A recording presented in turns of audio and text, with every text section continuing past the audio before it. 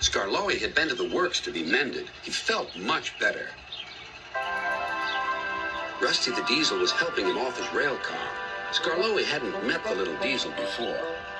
Rusty seems a kindly sort of engine, he thought to himself. I help to mend the line and do odd jobs, explained Rusty. I hear everyone is looking forward to seeing you again. Come on.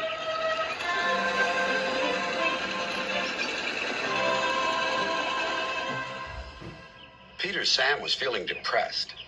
He was still getting over his accident, but he wanted to start work again. Sir Topham Hatt wouldn't let him. Another day's rest will do you good, he said. Besides, I've got a surprise for you. For me, sir? How nice, sir. What is it, sir? Wait and see.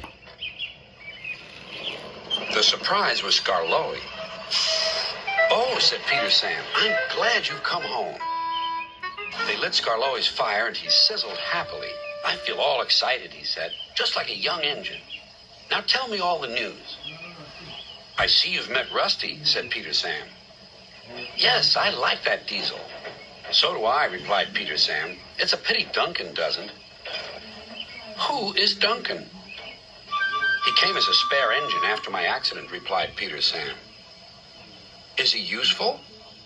He keeps busy, and I'm sure he means well, but he's bouncy and rude.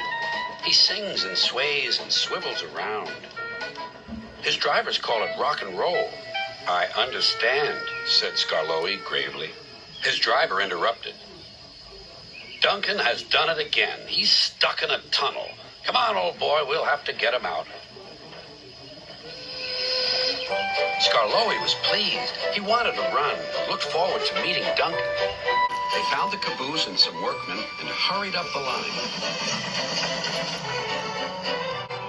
How nice and smooth the rails are, thought Skarloey. They've mended all the old bumps. The little diesel has helped to do that. What a difference Rusty's made to the line.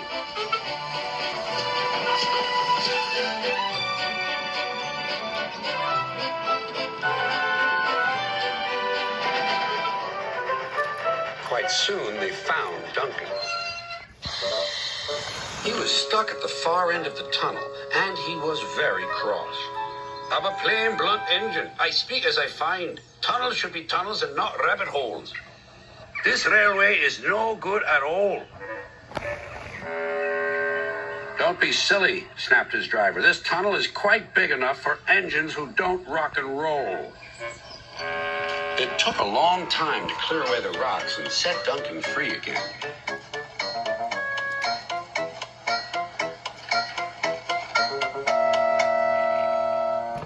At last, Skarloey was able to push Duncan and his coaches safely through.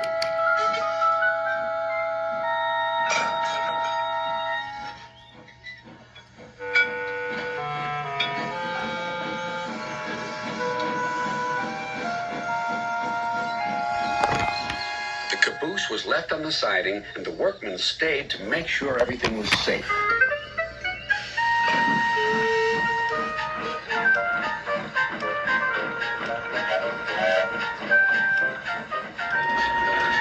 Duncan grumbled all the way home, but Skarloey paid no attention.